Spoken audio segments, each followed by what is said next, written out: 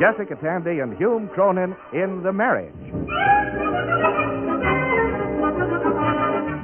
With the conviction that marriage remains the most popular domestic arrangement between friendly people, NBC takes pleasure in presenting one of the most distinguished couples of the American theater, Jessica Tandy and Hume Cronyn as Liz and Ben Marriott, bringing you the love and laughter of The Marriage.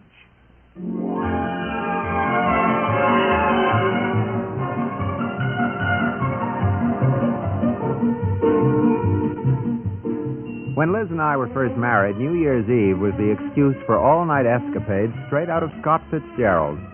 Well, we never actually went swimming in the fountain at the plaza, but we did once catch a fish in Central Park Lake and cook it over an open fire for breakfast.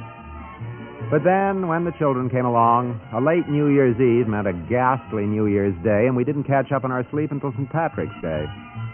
Somehow, over the years, our enthusiasm for an annual orgy has diminished. And so, this year, the 31st of December found us sitting quietly in the living room serving cake and coffee to Liz's cousin Mildred, who was down from Vermont with her intended, presumably for approval. So you two are getting married. Yeah. Yes, we are. Well, now, are you staying long in New York? We came into New York for vacation so that Walter can rest after Christmas. He's a mailman. Letter carrier. Letter carrier. I guess you do need a rest after Christmas. Yeah. He has to wear special arches. Metatarsal. I'm sorry. Oh, that's all right. You didn't know. Oh, well, when did all this happen, Mildred? It hasn't happened yet. I mean the wedding. Have you known each other long? Well, Walter was my letter carrier. Yeah. She didn't notice me till the duck bit me. A duck bit you? Yeah. Neighbor's duck. Oh. It's a nasty-tempered animal. They ate it for Christmas. Well, I'll bet that made you feel better, Walter. Well, I don't hold a grudge. Well, I treated Walter with alcohol. Denatured. On my ankle. And then I started sort of waiting for him every morning. Some days there wouldn't be any mail, and he'd pass right by, and I'd feel blue all day. Isn't that sweet? Well, finally I started clipping coupons out of magazines to send away for free catalogs. Tried to fool myself into thinking that I wanted them. But one day when I got 4 copies of the Wholesale Plumber's Small Parts Compendium... Why, then you just had to admit that you wanted to see Walter. Kept me busy in the spring, bringing her flowers. The mailman delivering flowers? That must have been colorful. Well, not very. Free seed offers come in brown paper envelopes. Oh. Then Walter left me a poem in the mailbox with the Sears Roebuck Midwinter Sale Supplement. Liz, he underlined the Better Brides Ensemble. Well. Now, Walter, wasn't that tampering with the United States mail? Well, I took that chance. And now you're getting married. Well. 10:20, Millie. Oh, Liz, you wouldn't think we were awful if we ran along now, would you? Of course not. We're going to Times Square to watch the people. Midnight. We saw it on television last year. And then we thought we'd walk past the main post office on 34th Street. Yeah, I've always wanted to see that. Neither snow, nor rain, nor heat, nor gloom of night shall stay these couriers from the swift completion of their appointed rounds. Doesn't mention ducks, does it? Well, they could sort of be covered by gloom of night. Happy New Year, everybody.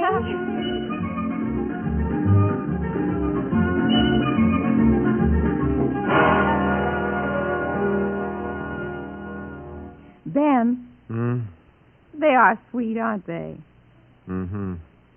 Ben. What? Oh, sorry. What are you reading, darling? Hemingway. On New Year's Eve. You know, it's very alcoholic. I imagine it's healthier getting it vicariously. It is nice just sitting here reading. Hey, what have you got there? You won't laugh. Why should I? Cyrano de Bergerac. Every time I read it, I cry. I begin to feel compulsively masculine reading Hemingway. Makes me want to smoke a pipe. Well, why don't you? I get sick. Ben, wasn't that charming? The way Mildred and Walter met. Sounded like 2 contestants on a Groucho Marx program.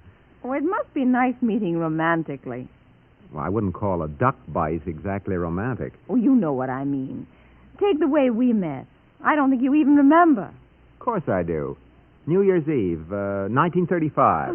Say, this is an anniversary. It was a party at Ken Forsythe's somewhere in the village. On 12th Street. What did you think of me? Or when you first saw me? Oh, I had some wild, lascivious thoughts. Seriously. Oh, I don't know, Liz. You were having an argument with that big goon, Harry, somebody or other. Harry Hazelcorn? He wasn't a goon. You told him to go away, and he did. With that blonde in the knitted dress from New Jersey. I bet you don't remember what I was wearing. Well, that's because you weren't a knitted blonde, dear. That's what I mean. It wasn't particularly romantic, not on the face of it. Just an ordinary New Year's party. And you didn't have a date, and my date had too much too early and passed out. It was really ordinary, wasn't it? Yes. I guess it was. Very ordinary. Say, do you want to read? Oh, all right, then. I won't bother you anymore. Read your Hemingway.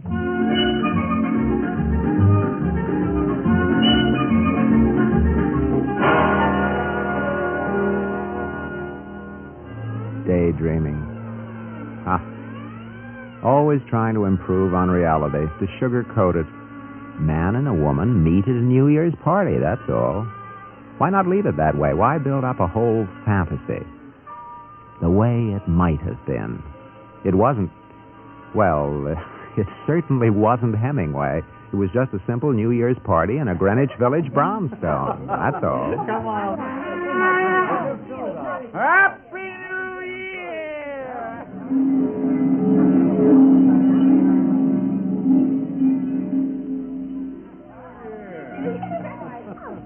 I came into the room. I stopped. It was a dark and smoldering room. I could feel the animal heat. I could remember the same bitter taste of fear in my mouth, the same smell of fear when I ran from that charging bull elephant. But it wasn't elephant now. It was a party. I hated it. A man has to do things he hates. It's part of being a man. I lit my pipe. It's a good pipe. It draws true. It smokes good and honest. I saw the girl across the room. She was tall. She stood there, shining, half child, half fallen angel. She was angry. I remember that look. The look of a charging rhino. I remember the time I ran away, the time the native bearers looked away from me when I came into camp. I had to stay there, at that party. It was a challenge now. I stood there and smoked my pipe. It was still a good pipe, but it didn't burn. There was no tobacco. Do you need something? Yeah. Tobacco. Try this. Is it good tobacco? It stinks. Good. You always carry tobacco? Only sometimes. There's always the chance that some man will come along with an empty pipe. You're a real woman. I knew it the moment I set eyes on you. You were angry. Could you tell? Your shoulders were angry. Your eyes were flashing. The flash of a bull before the final charge. You've seen it? I was a picador in Guadalajara. I was in love with a matador in Seville. He died. He became old and slow, and then one day... I know. I have his cloak. Do you like it? It's a good cloak. Moth-eaten. It happens. The moths come, you get old. They're too fast for you. Yes. I must go now. Why? Harry. Oh. He wouldn't understand. Forget him. I can't. I shall always think of you. If you want anything, just whistle.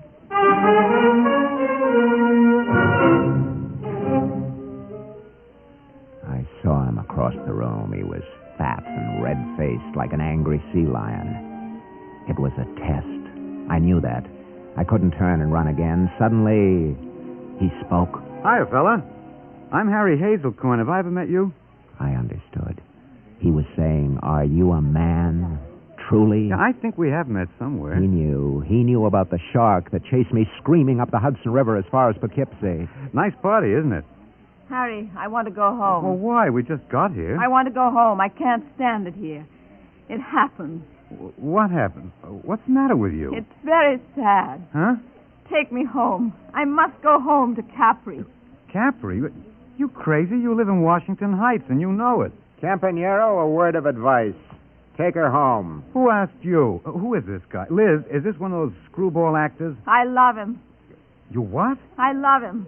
I hate him, but I also love him. Look, you ribbing me? Go away. Now cut it out. You're a fool. You want to come outside and say that?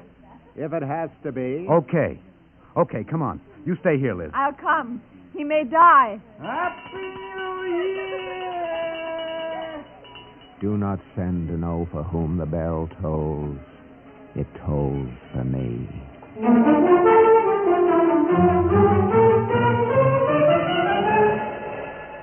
I had to face it now. I remembered the enraged charge of the Lexington Avenue Express at rush hour. But now a strange exultation overwhelmed me.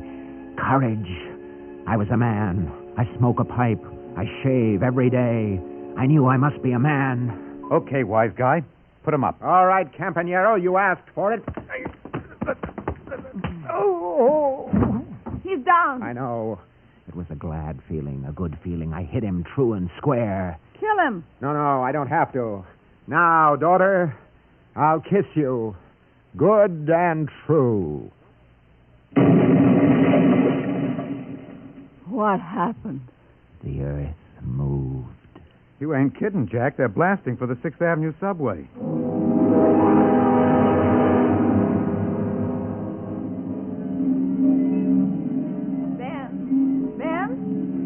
Ben! Oh, what? What are you thinking about? Nothing. Still reading Hemingway?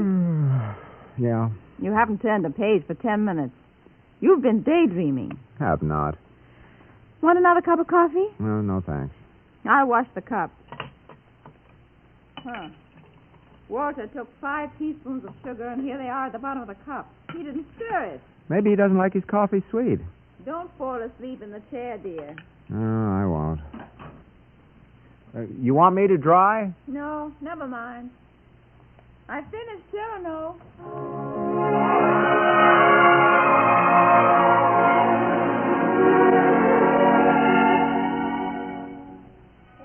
I have loved but one man in my life, and I have lost him twice.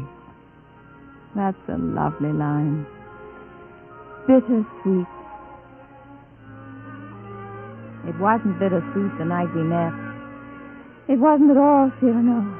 It was just a simple New Year's party in a Greenwich Village brownstone, that's all.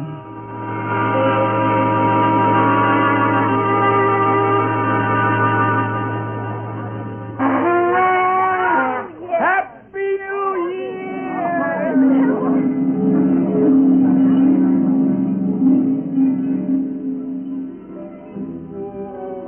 It was a great hall of the Forsyths. The whole of the city was there. The intellectuals, the poets, the advertising men, and all waiting for the hour of midnight. And then I saw him across the room. He was surrounded by a laughing crowd, drawn by his famous wit and humor. And yet, I could tell he was alone. Your attention wanders, Elizabeth. Tell me, Harry, that man there, who is he? I would have thought you might know his name. The whole city shouts his exploits. He's swordsman, poet, philosopher, musician, lawyer. All that? He looks so plain a man. Ah, yes, he is plain. They whisper of him in the wine shops. Never has anyone been so undistinguished. No feature rises above the ordinary. No great nose, no staring eyes, no bristly moustache. He's the very peak of plainness, the quintessence of the ordinary. All this, they say, behind his back, for no man dares to brave his quick displeasure. Is he then so dangerous? Lady, he is the fiercest swordsman in all of Greenwich Village. And does he quarrel often? Only upon the one provocation, his appearance. A man approached him once upon the avenue and, clapping pencil upon tablet, spoke him thus: "Sir, a question. You do appear to me an average man." He got no further. Coat-tails flying, he was pursued pell-mell through the streets until, finding sanctuary in a cafeteria, he gained him peace at last. And yet, for all the undistinguished countenance, he does appear to nurse some secret sorrow, as if beneath the mask there hides a soul that burns a fire in the driving wind. His name, tell me.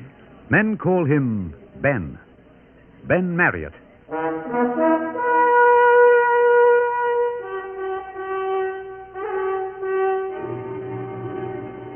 I came at last upon a balcony, and there beneath flowed the winking lights of double-decker buses on Fifth Avenue. And then, in the night, heavy with heady perfume of exhaust fumes, I heard a voice. Elizabeth? Who's there? Nay, ask not who is here. Let me in this friendly darkness speak to a woman unseen. Are you then afraid of me? Yes, I'm afraid. I'm afraid that you should laugh. Why then should I? Because you're a woman. And is my sex then prone to laughter unprovoked? Were it but unprovoked. How have I longed to meet a woman who might gaze on me with... Come, say it. With love. Nay, I go too far. I do presume upon the darkness. Are you then disfigured, ugly, grotesque? Alas, no. Not one scar, one twist of countenance? Not one. Sometimes I dream that I, too, might be a lover. That I might have a visage such as maids admire. I lose myself in dreams of a cleft chin, a craggy profile, a nose. Oh, heaven would that I had such a nose. But then I see myself in the glass, an electric shaver poised in hand, a face, a nothing. Not a word to describe it, not a flaw, not a wrinkle for a maid to pin her heart on. You must forgive me. Oh, no. Here in the darkness, I feel only your soul. My soul. Speak, Ben Marriott. Do not fear, speak. Elizabeth. Elizabeth. Yes, yes. I ask one thing. Yes. I ask one thing, and that is that... Aha! I find you on the balcony. Alone. Nay, not alone. Harry, I beg you, it was nothing. Alone in the dark. With who? Whom? Who? Sir, do you doubt my grammar? Sir, do you doubt mine? You've insulted me, sir. I demand satisfaction. That voice. Shall we then stand on ceremony, or shall honor be satisfied now? A light. No, pray let no blood be spilled this night. It is the eve of the new year. A light. Ben Marriott. I could ne'er mistake that face. Yet call that a face. It is a blotch, an emptiness, a nothing. You, sir, are quite ordinary. I would have spared you till you spoke that word. En garde. So be it. Lawyer? Very well, then. Lawyer. Sirrah, I shall compose a will for you as we fight. Then, as I reach the last codicil, thrust home. Now then, en garde. I, Harry Hazelcorn, being of sound mind and body, do hereby publish this my last will and testament.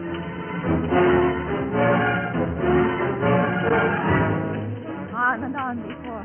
And yet, from the start, I knew that Ben Marriott was the master.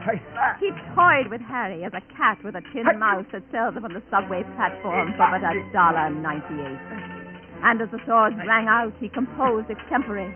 And at length, he spoke these words. Codicil, to my faithful cleaning woman, Mrs. Clancy. Fight, you pettifogging Philadelphia shyster! I leave whatever clean laundry may be returned to my estate. Thus ends my last will and testament. Oh! May heaven have mercy on his soul. Ben Marriott. Milady. See on your face. His blade has carved a scar. No longer can men say that face is ordinary. Ah, Elizabeth. My darling. Before he interrupted us, you were asking something. A favor, I believe. Ah, yes. If you could but grant it. One boon. And that is? A kiss. Come, Ben Marriott. That boon is yours.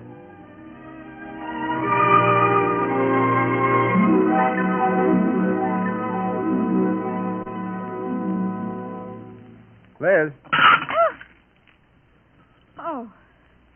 Ben, what's the idea?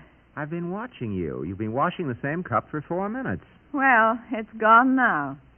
What were you thinking about, darling? Oh, nothing. Just thinking. About us? Uh-huh. Do Ben, come here, darling. you want me to try? No, just come here. Oh. You know, the way we met was quite romantic, really. I mean, well, retroactively. Huh? Not the details. Hundreds of men and women meet that way, and nothing happens. Something did happen with us. 17 years of being together. Not to mention Emily and Pete. Darling, what are you waiting for? I will kiss you, daughter. Hard and true. Oh, Ben, look out. Don't bend me back like... Ben! Oh, What's the matter? my back. Oh, I'm sorry. Here, let me. No. Rub it. Here? No, higher up. Oh, that right? Why did you do that? I kissed you hard and true. I'll need the heating pad tonight. Maybe a hot bath will do it. I think we better be a little less athletic while kissing. Oh. Liz, listen. There it is. Happy New Year, darling. Shall we try a gentler kiss?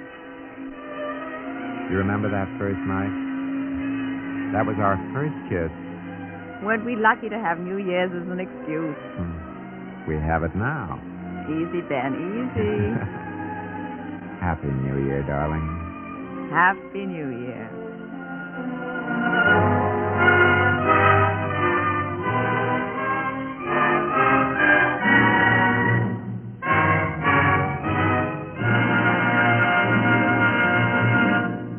Ben and Liz Marriott will be back in just a moment. In the meantime, let us extend an invitation to all of you to drop by next week at this time for another half-hour observation and transcription of The Marriage, written by Ernest Kinoy. The NBC Radio Network offers its congratulations to two members of the family, Miss Tandy and Mr. Cronyn, on their fine performance in Sidney Howard's comedy, Madam, Will You Walk, playing now in New York at the Phoenix Theater. In tonight's cast of The Marriage, the part of Harry Hazelcorn, played by Alexander Scorby. Walter is Phil Coolidge. Mildred, Pat Hosley. The Marriage is an NBC Radio Network production directed by Edward King. This is Bob Defton speaking. Ben? I meant to ask a question. Harry was drinking orange soda at that party. How did he happen to pass out? He didn't. He left. He got a message his mother was dying. Well, I saw her the next week. She was perfectly... Ben? Did you? Happy New Year, darling. Happy New Year.